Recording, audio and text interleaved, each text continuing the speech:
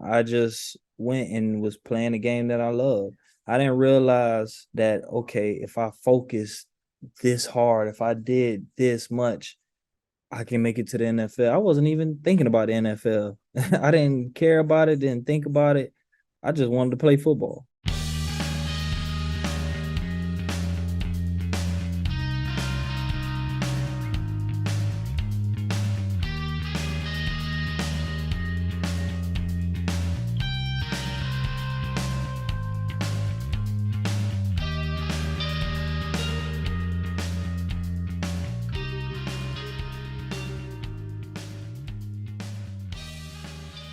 Welcome back to another exciting episode of the Hey Where'd You Go podcast. I'm your host, Collin Kushner, and we have another awesome guest, former University of Miami quarterback.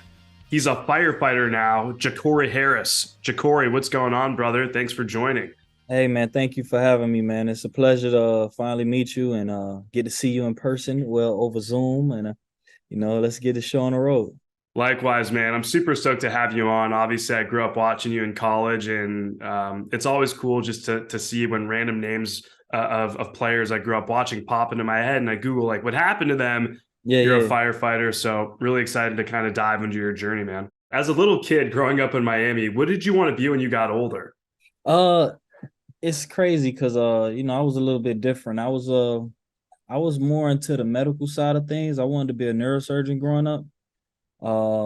So I took that path, starting from high school when I was finally able to, I was in the medical magnet program at my high school. So that was the path that I was on and that I wanted to be, almost similar to Myron Rolle. He was someone, afterwards that I admired, especially getting to know him and seeing that he actually did it. That was something that I was like, dang, I could have done that. I could have done it. He made it possible. He showed that being a neurosurgeon and a football player that was great throughout college, and then also was successful in the NFL, and then went on to become now a successful neurosurgeon. What made you decide to not completely go down that path? I mean, again, we're going to get into your college football career in Miami and all that, but was there a particular reason why you're like, you know what, maybe I won't go down that road? It wasn't a particular reason. It was just more so of trying to balance too many things at one time. I like to enjoy life. I'm gonna be honest with you. I like to enjoy life. So it's one of those things where I knew I wasn't going to be able, I would have to choose whether or not I want to just spend, my early years in school 24/7, or actually, go to school and then have some fun at the same time. Because you have to, you got to make that sacrifice. And I still, I don't regret anything. I think I made the right choice at the end of the day, for my sanity. But being in school that long, and I commend the people that do it, but that just wasn't something that I wanted to do. You're a Miami boy through and through. You grew up in Miami. You went to the University of Miami to play college football. You were the quarterback there for 4 years.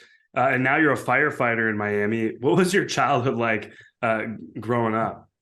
It was a great childhood. I was, fortunate to be blessed with both my parents around that loved me and gave us everything that we needed and wanted.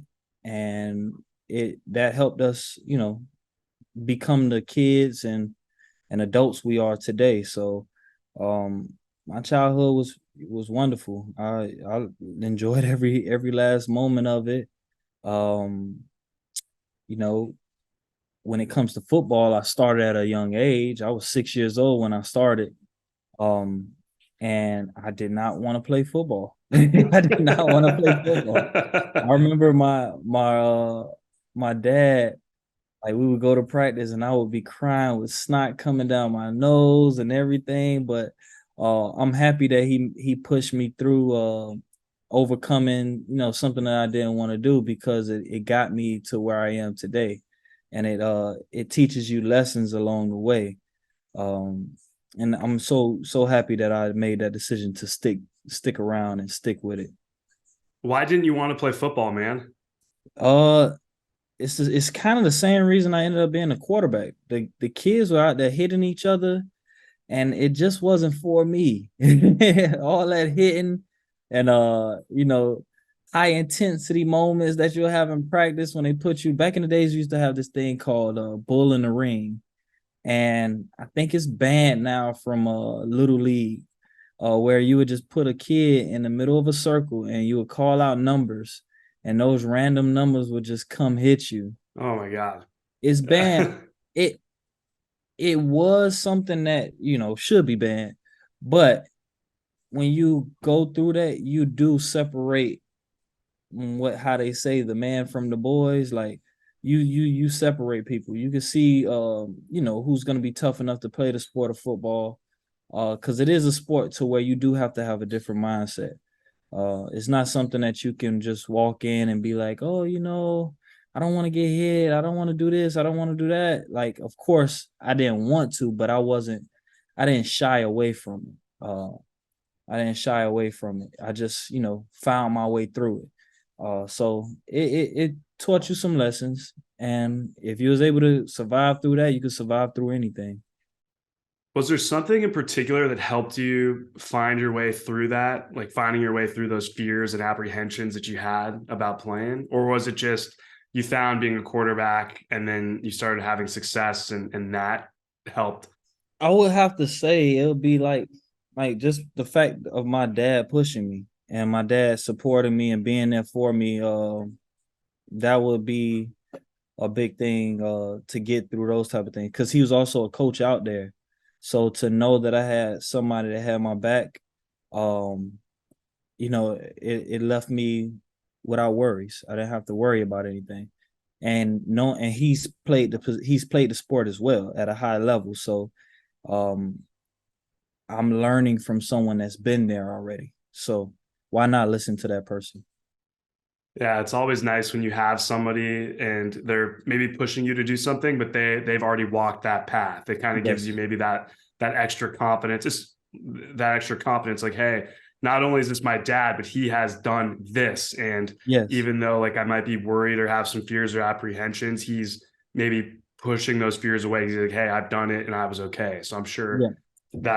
that's definitely helpful to have along the journey as It is well. it is helpful. And that's it's the same thing like later on in life when you have coaches that never played your position or probably never even played football teaching you how to play a certain position. It's weird. It's something that you have to, you know, as a player, you have to overcome, because you do look at certain things that they say. They might say something wrong, and you're like, hey, hold on. You've never played this position, and you could tell. And then it's some coaches that's never played that know what they're talking about. So you gotta be able to weed and decipher um, who's a great coach and who's not. Yeah, discerning between the two is challenging because in the broadcasting world, a lot of television agents, people who represent anchors and stuff have never been anchors themselves. So when I was on that path, I always struggled because I was like, wait a second, like this person's evaluating me and they're saying X, Y, and Z, but they've never done this before. So to me, there's always like a disconnect. And maybe I was a little annoyed because they didn't like my work. Maybe that had something to do with it, but it was always that disconnect where I was like, this doesn't really make a lot of sense. You have quite the resume, man, when it comes to football. At Miami Northwestern High School in Liberty City, you went 30-0 as a starting quarterback, back-to-back 6A state titles. You're named Florida's Mr. Football as a senior. Um, Dude, so many accolades in high school, coming out of high school. Like, what was it, mind, body, and soul during those years of your football career that just like, what did it feel like? Or what was it like just to be so dialed in? You just hit it on the head being dialed in. Because I really didn't realize the significance of what we were doing until I think after college. Cause it was just we were just kids having fun playing football. So we never realized that this is big, that we're inner city kids, never lost a football game. We have our coaching staff our junior year, and then we lose them our senior year, and we get a whole new coaching staff who comes in and says they want to run their own plays, and we tell them no. I'll just we just like, nah, I'll just call the plays. And they're like, what? You guys are 17 years old. You're not going to call plays for a high school that's, it's a big time high school in Miami.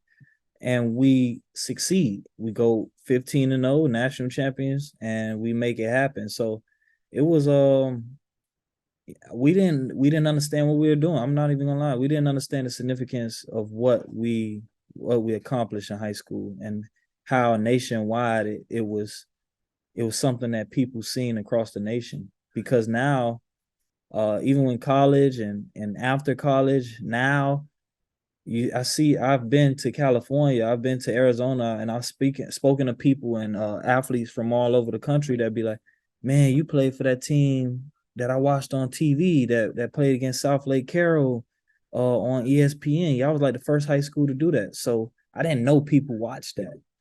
So I didn't know people tuned in, but it was something we did something great. How serious is football down in South Florida? And I'm asking this because in an article you said, quote, you're playing so you don't disappoint others, end quote. And the you're playing so you don't disappoint others part is extremely powerful, but that's also a lot of weight to put, on a teenager. It is a lot of weight. There's a lot of pressure because in those schools, a lot of kids and everybody is pretty much you coming from the inner city. Um, 9 times out of 10, your living environment isn't that great. So you making it for your family is something that everybody in those neighborhoods, they're looking forward to. They see the potential in you. They see how great you can be, and then they of course they're gonna support that 100%. They're gonna push you, the whole community, because they know that this one person can change their life. They could change their scenario, their lifestyle, and that's how it is in those inner city schools. How is it like for you, like if you can kind of go back to that time, like for you, like I mean you're growing up, you're playing a sport that you love and that you're obviously really good at. Like I'm just trying like to think about what that feels like, because not only are you doing this for yourself, but you're doing it for your family and for your community. And that's a hell of a lot of responsibility. I just didn't think about that stuff growing up. And it's hard to say and it's hard to believe, but it wasn't something that I paid attention to. I just went and was playing the game that I love. I didn't realize that, okay, if I focused this hard, if I did this much, I can make it to the NFL. I wasn't even thinking about the NFL. I didn't care about it, didn't think about it. I just wanted to play football. And that was it. Got a scholarship offer, got a bunch of scholarship offers, and was like, dang, I get to go to school for free. I was more so, enjoying just being a kid. How important do you think that is? Like if you're talking to, young men and young women right now about, how to move through their playing careers, how important is it, would you say, to just focus on the having fun? Because clearly a lot of the other stuff is out of your control, can get overwhelming. So if you just strictly focus on the fun like you did, which by the way is awesome, then I feel like a byproduct of that is a ton of Success. success. Yeah. Boom, look The at that. You took byproduct, the word right out of my mouth, bro. yeah. The byproduct is success. I just want people to understand, like, when having fun doesn't mean not focusing on your craft. Having fun is loving your craft and loving what you do and making it fun and not making it a job, because eventually it's going to become a job. So prepare yourself mentally for the long haul, because so that's why I feel like you got to have fun, because in the long run it's going to turn into a business. And when that hits, it hits hard. When you realize that it's a business, it hits you a different way. It's something that a lot of people don't adjust well to, and they always scream, "Oh, the business side took away the love for the sport. It took away me having fun," and it does sometimes. So you gotta adjust. You gotta learn, be ready for that. Nah, it's so well said, dude. I feel like if that love is the foundation, then you're really going to set yourself up for success, even more success when it does maybe mix with the business side and that sort of thing. That's really powerful, dude. And I think it's a great message for young men and women to hear early on so they can kind of carry that with them. Because if you go with that other mentality, man, like it just your whole world collapses, and then maybe there's just like identity crisis of wrapping yourself up with your sport.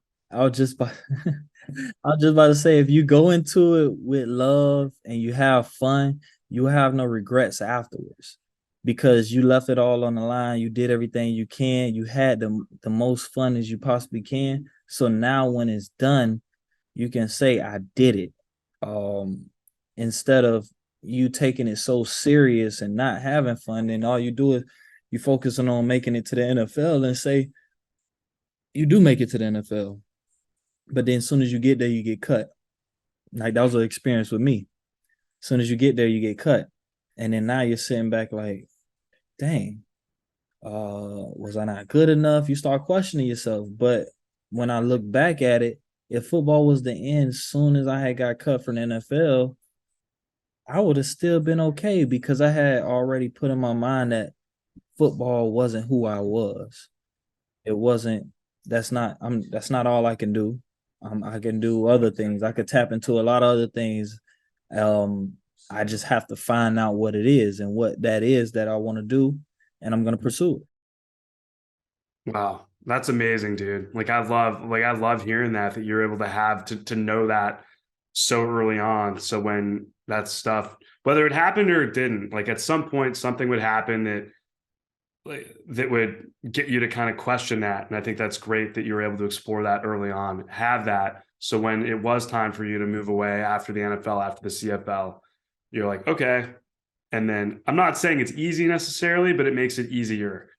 Yeah, it wasn't easy, but I was setting myself up every off season anyway, working different jobs and different places just because I wanted to put stuff on a resume so I could just randomly, if once I'm done, I got a resume. Yeah, the resume might not be exactly for whatever job I might be going out, but I got something on paper saying that I did something. So that's what I was doing. Why did you pick the University of Miami? Did it have a lot to do with being from the area and wanting to continue your career there, or what was it for you? It's a lot of things. It's yeah, growing up loving the Canes and seeing the guys and seeing how they are when they come back to the facility, see them around the facility, going out there to the practices as a young kid, going to the games at the Orange Bowl as a young kid. You see all that, and all that stuff make you want to become a Hurricane. Um, you know, it's a bunch of things that factor into the reason why I actually went.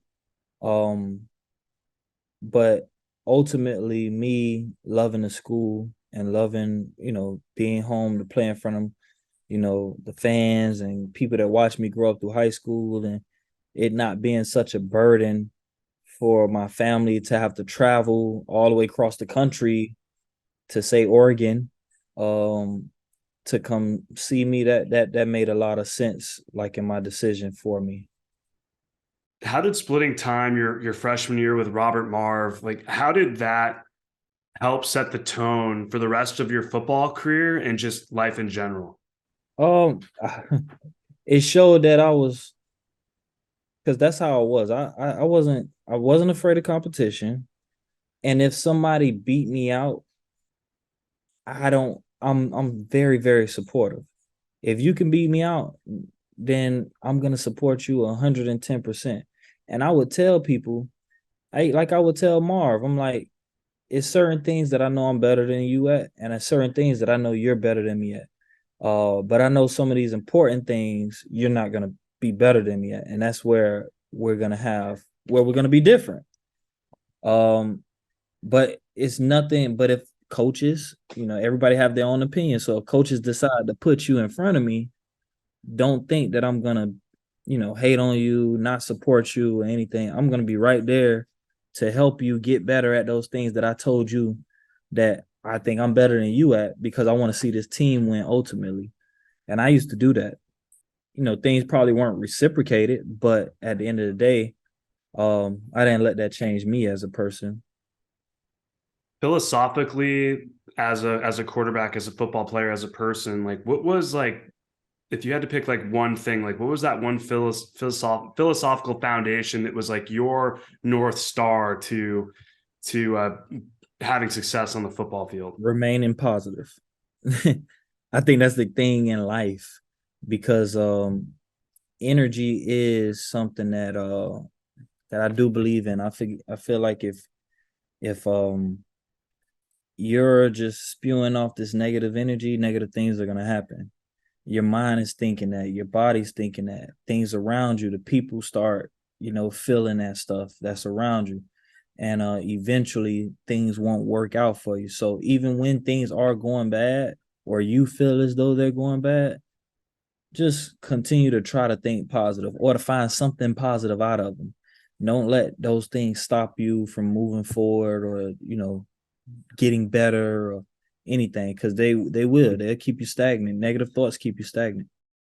Yeah, that energy is real. Like I think the older I've gotten and the more experiences I've had in life, I feel like I like feel it in my body. Like I don't know how like negativity like hits you per se, and I think everyone's different, but for me, it's like a feeling in the chest, like someone dropped like a 45, like 3 45-pound plates on my chest. And I'm like, oh my God, this is real. And so like for you though, It like might how be an MI. You might be you might be yeah, having a heart attack. I was gonna. Nah, I I'm just know. joking. I forgot, dude. With your firefighting background, now I was gonna say, oh, Hey, we I'm might. listening. I'm like, hey, you describing? You got Yeah, pressure in the chest. maybe I need to hit up my. I need to go to Kaiser Permanente and talk to my primary physician. Yeah, nah, you're okay. But I understand though. I understand what you're saying. It you're saying like how that negativity, that negative feeling hits you, right? Yeah, How it makes you feel.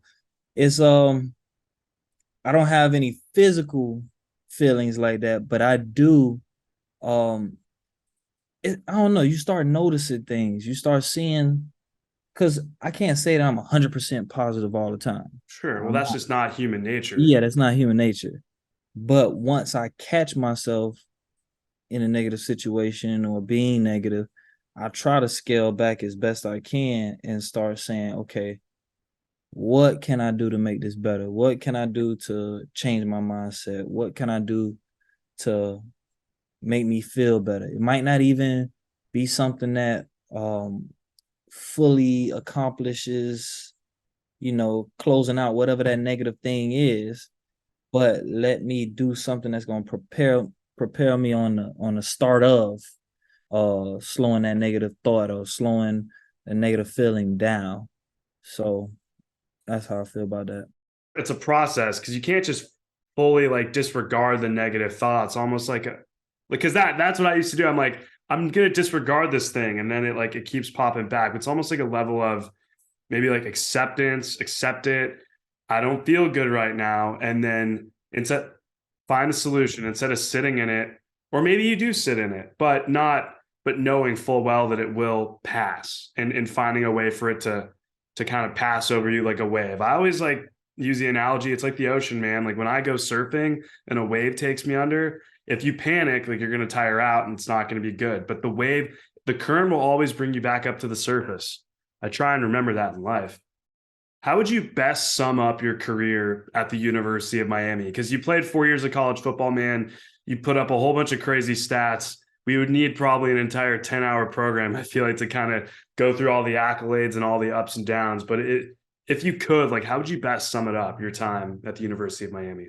It was a great career to me, because when I look back at it, it's it's a blessing and it's a gift and a curse, because as great as my stats were, they don't amount. They don't not say stand up, because I did finish, number one or number two and number three, and most of the stats there at the University of Miami. But then the thing you're fighting against is that you got great players that came before you.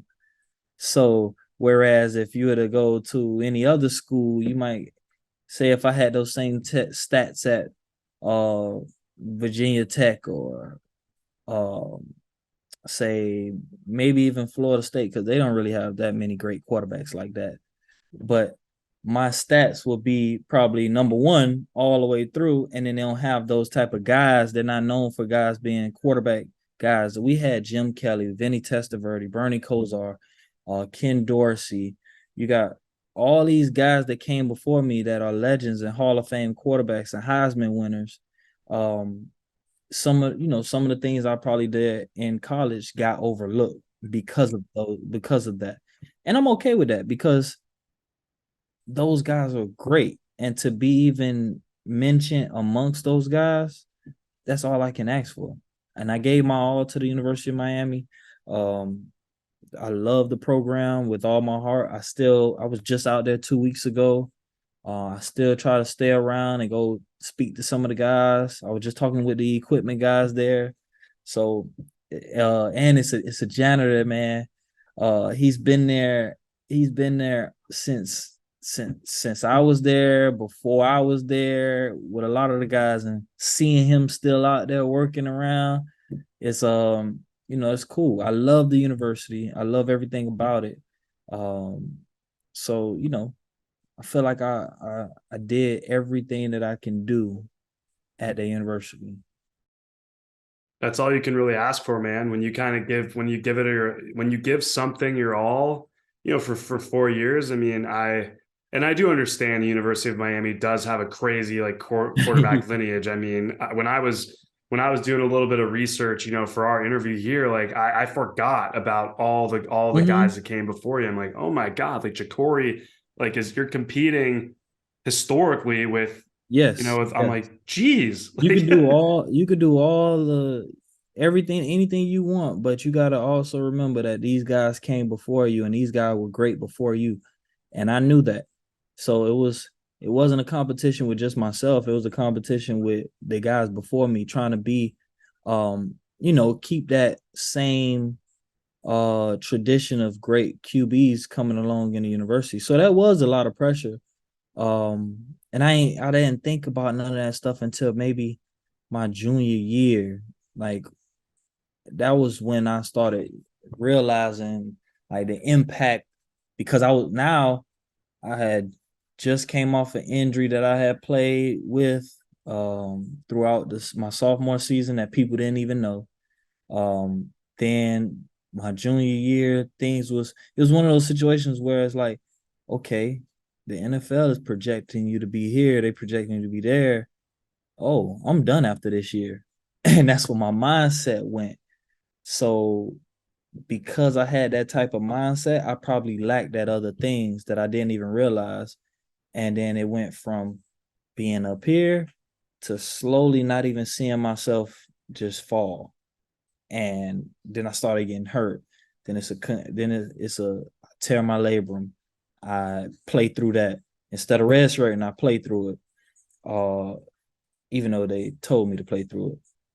Then I got a concussion. I'm out for 2 games. The only 2 games I missed in all my career.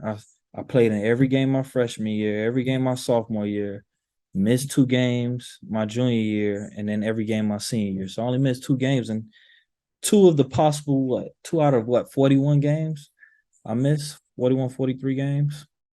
in terms of the NFL, you went undrafted in the 2012 NFL draft. You ended up receiving an invite to Dolphins training camp, then ultimately signed with the Eagles, but you were waived a few days later. Can you kind of talk about not being drafted and that process, like how you felt during that time? Based on what happened in my last game of my college career, I kind of knew, because my senior year I was having a great year, but then my last game, the very first play, something happened in my back to where I couldn't even throw the ball no more, and I ended up years later in 2019 finally having surgery for it. And that was in 2011 when it happened, but I just got surgery for it, and it's kind of like I slipped my disc, and I on the very first play throwing a bomb to Travis Benjamin, and so the whole game I couldn't put nothing into it. I ended up throwing too many picks, and I told my coach, I was like, look, man, I'm gonna stand. It's my last game. I'm staying. It is what it is. So I kind of figured after that happened, I was like, okay, Let me prepare. Yeah, I might be better than some of these guys or anything, even though that year we had a stacked draft class. We had a very stacked draft class. Those same guys that I was in the Elite 11, all those guys were coming out. Like, what I had RG3, uh, Andrew Luck, Ryan Tannehill, uh, uh, Sean Renfree, Landry Jones, Mike Glennon, Russell Wilson, Kirk Cousins. Uh, all us was in the same draft class. That's a heck of a So draft class. yeah, so when I looked at the list, I was like, okay, if I'm a realist, if I'm realistic, I think I'm the number 11th guy, and it took 10 people. So it was like 10 people got drafted, and I was like, okay, I could see these 10 people potentially based on their college careers and what happened with them. I could see them getting drafted in front of me because of what happened my last, 2 years. So, I realized that, and I owned it, and I knew, I had to make the best of my situation. So I made sure I was in the best shape. I was in the best, best that I could be mentally and physically. And when I went to the Dolphins, it was more so of I went there, and then shortly after, Philadelphia offered me a contract. So I was under contract with Philly, which their camp didn't start until the following week, but I was already at the Dolphins camp. So my agent was like, "Look, just stay there, show them what you got. Um, and shoot, if you do good, that might be a possible place that you can end up if they want you to come back. But you're already signed with the Eagles. Like I already signed paperwork and everything." So I ended up going to the Eagles, and I think I had my best rookie camp, best camp ever when I was with them. It was but that's when you start realizing the business thing. And me and my boy Nick Foles were roommates. We came in together and we competed together inside the rookie camp. And I'm telling you, I had my best camp. I did everything I could possibly do.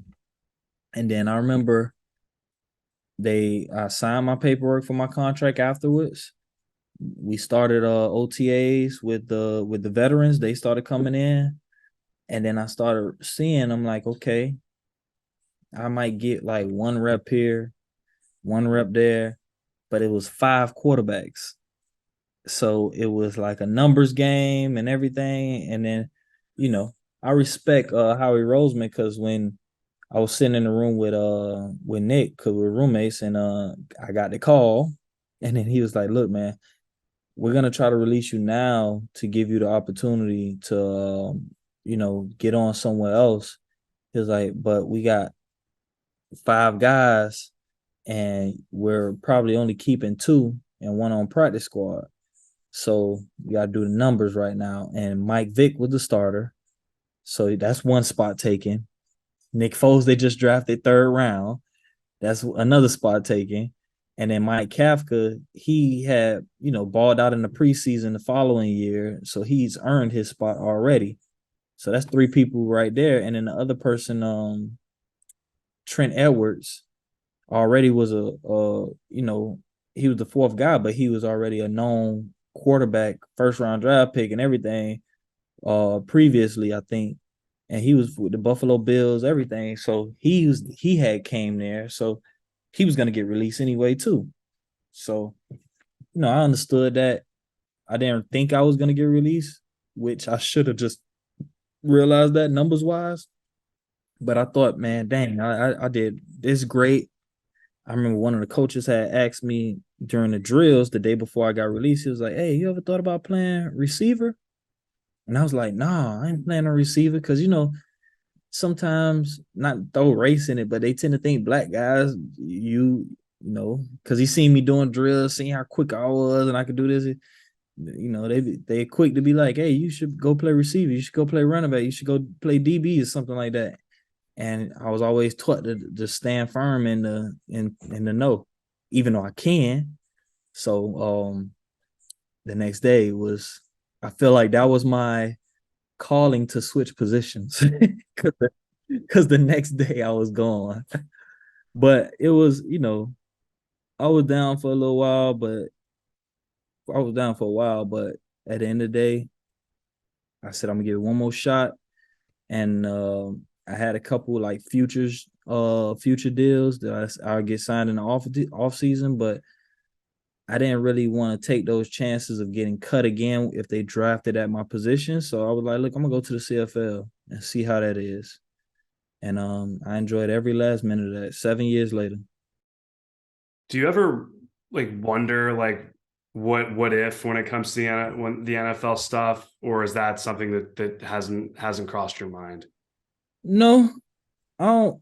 If I did, it was more so at the beginning when I first got cut or released. But after that, I kind of once I got up to Canada and I seen how amazing the CFL was, I was like, look, I'm cool to stay up here and retire from here. Like you get paid good money, they take care of you, the people are nice. It's almost like playing college football all over again. Like the fans absolutely love CFL football. Canadian fans, they come to all the games. You go play places like Winnipeg, Saskatchewan, Edmonton, Calgary, all those teams. They got the the large history, and you just start learning that CFL football been around for a long time and been having good football. Because I even heard when Chad Johnson he came up there, and then he even mentioned it in a podcast, explaining that he thought he was coming up to play against like guys that just wasn't good. That's what he thought he was coming. And when he got up to the CFL, he like, wait, hold on, these guys, the majority of these guys should be playing in the NFL. And you slowly realize that, and you like, oh, wait, this league real. People think, okay, it's not the NFL, it's not this. No, some of these guys, you don't know what happened. Some guys is okay. This one, he failed the drug test. This one got hurt his last year, and people just didn't want to take a chance on him, so he came up here to CFL. This one was just a little bit too small, or he was in the NFL and he was the star kick returner, and now they don't have kick returns no more.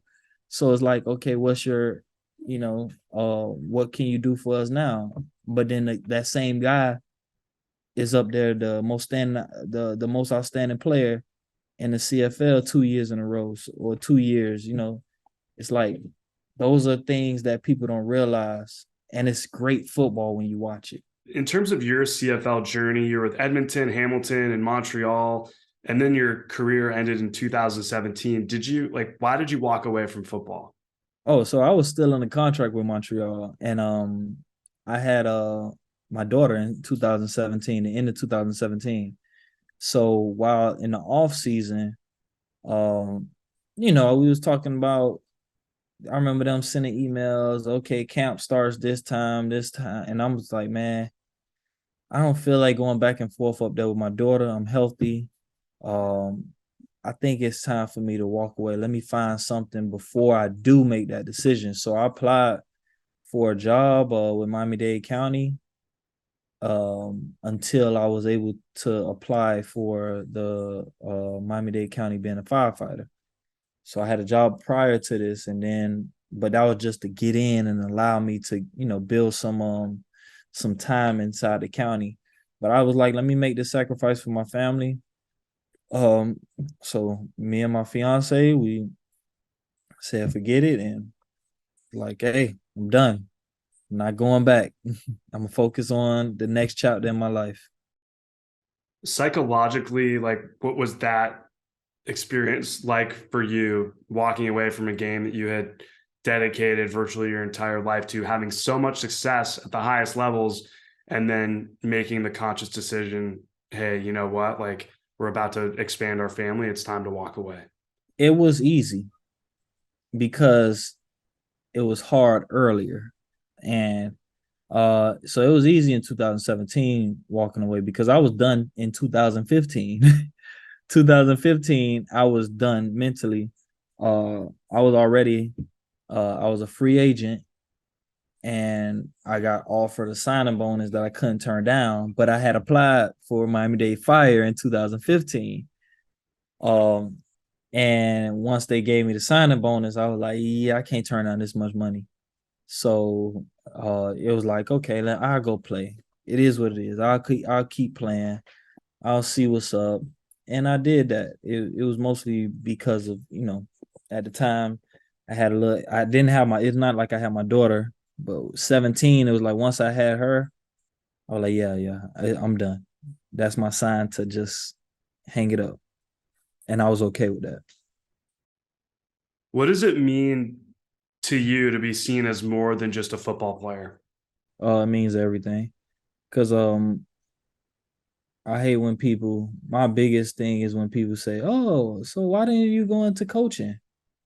And I'm like, God, oh, why is that just the number one thing? That's what, that's an easy transition for football players and stuff, but that's all people see you as. And I'm not saying that it's done maliciously, but I just don't want people to see me as just that. And I just wanted to do something totally different that they wouldn't expect. Uh, so I was like, fire is it brings back the medical side of things that I love, and you still got to be in good enough shape to put that gear on and hump up some stairs with weighing almost 300 pounds.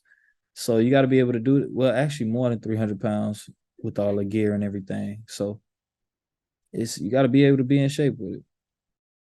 I was curious about the temperament as a quarterback and kind of how that translates over into being a civil servant as a firefighter. And I read this about you. Your captain during your 3 month probationary period, he said Jacory's probably the best rookie he's ever had because he's always calm and collected, and he picks up skills so quickly. So you have that calm, collected, and you pick up skills quickly. Like that's your mentality and vibe. Would you say that comes from football and you're able to take that and just put it right into being a firefighter? It does, and I thank him for saying that I was one of his best rookies. I'm pretty sure there are some great guys on the fire service and that I respect. So I wouldn't be able to say I was the best rookie, but I really appreciate that. But yes, being a quarterback does help like tremendously because I remember it was firefighter survival week, and that's when they put you through the maze. They make you do all these things to pretty much test your mental capacity and see how far you can go, how far you can push yourself. And during those scenarios, I wouldn't say it wasn't hard. It wasn't easy, but it wasn't hard. Because mentally in my mind, I know how to talk to myself and tell myself, hey, look, it's just a normal day. Keep it going. Cause I used to do those things on the football field. So going through some scenarios on the football field where you got these 300-pound dudes coming to hit you and try to kill you, and you got to sit there cool, calm, and collective. Or if you're down by 20 something points, you got to bring your team by mentally. Now you have to be able to keep a bunch of guys in it still while you're still dealing with what you got to deal with. So it's it's it helps a lot because I could do it. I know how to by myself get myself out of stuff mentally, and then also I can talk to people, and teamwork wise I can help get us through a scenario, get us out of a situation. What's it like serving the community that helped shape the man you are today? Because I think that's one of the coolest parts about your story, Jacory, is that you were born in Miami, raised there, played college football at the University of Miami, and now you're back, as a civil servant in Miami, the area you grew up. It's cool. It's literally a blessing, man, because it's been some times where certain areas that I worked in, like my first 3 months, I worked in Liberty City where my high school is.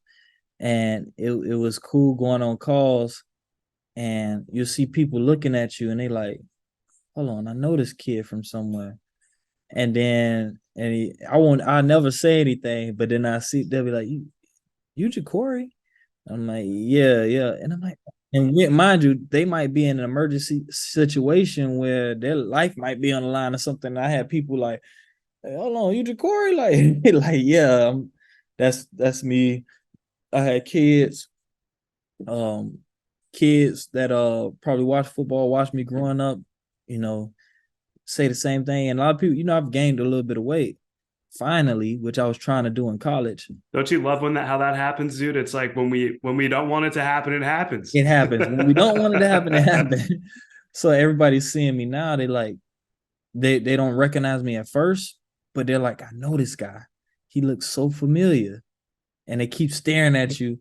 And there was only one time with some kids. It was a guy got bit up by a pit bull. They was late night playing basketball. He got bit up by a pit bull. And all the kids was out there standing around. So I seen some of the kids had on FIU shirts. So I knew they was in high school, probably considering colleges and stuff, and they looked like football players or athletes. So I started talking to them. I'm like, "Hey, y'all go to FIU?" And one of the guys was like, "Yeah, I go. I just became a freshman up there. I play football there." I'm like, "Oh, tell Coach Ice I said what's up. Tell this guy. Tell Brandon Harris. Tell this guy I said what's up." And they're like, "Oh, you know them?" Like, yeah, I know them. Oh, okay, okay. So then they start looking, and I hear them like over the like whispering, "That ain't Jacory Harris." Yes, it is. That is him. He didn't got a little bit bigger, like just like that. And then they finally, I forgot what they said. They said something, and I leaned over. I was like, "Yeah, that's me." And then it was like, "I told you, I told you, I told you." So they was excited to see that. And then this where it makes me even more happy is that afterwards, after they figured it was me, then they start asking, "How can I become a firefighter?" And that touched me more than if they would have asked me, "How, hey man, how can I make it to college being a football player?"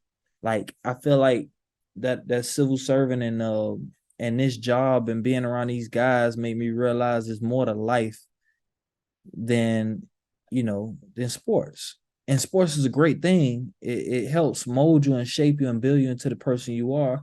But in order to contribute to this world, I feel like you got to provide something of benefit for the people. And I feel like that's what this job embodies.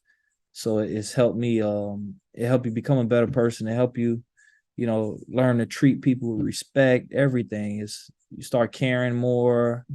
So I love this job. One of the final questions I wanted to ask you, do you feel fulfilled today in this moment? Yes, I feel fulfilled. I feel like, especially with football, I feel like I've accomplished everything that I could have accomplished. I don't watch the game saying, "Dang, I wish I was still out there," because as soon as I see one of the guys get hit, like when I seen Tua get hit in Cincinnati game, I was like, that is exactly why I'm done, because I want to be able to function and be able to, pick my daughter up and play with her and fight with her how she wants to fight with me every night. I want to do those things with my daughter and be able to, be functional around her, because it's some guys that mentally um NFL football has taken a toll on them. It's broken them down, their bodies, to where yeah, they might have money in their bank account, but they can't do anything with it that they want to, because they're walking around knees hurting, body hurting, they're all broken into pieces. So I'm fulfilled. I'm not fulfilled with fire. It's a new chapter. It's some I still have a lot that I want to accomplish with being a firefighter, because I want to become a chief. And I know it takes time, and it takes many things that I have to do in order to accomplish that. But I'm here, I'm willing to do it. Jacory Harris, former University of Miami starting quarterback, and now a firefighter in Miami for Miami-Dade Fire Rescue Department. Appreciate the time, man. Thank you for having me, man. It was a blessing to be here. And I wish you the best of luck with your future endeavors.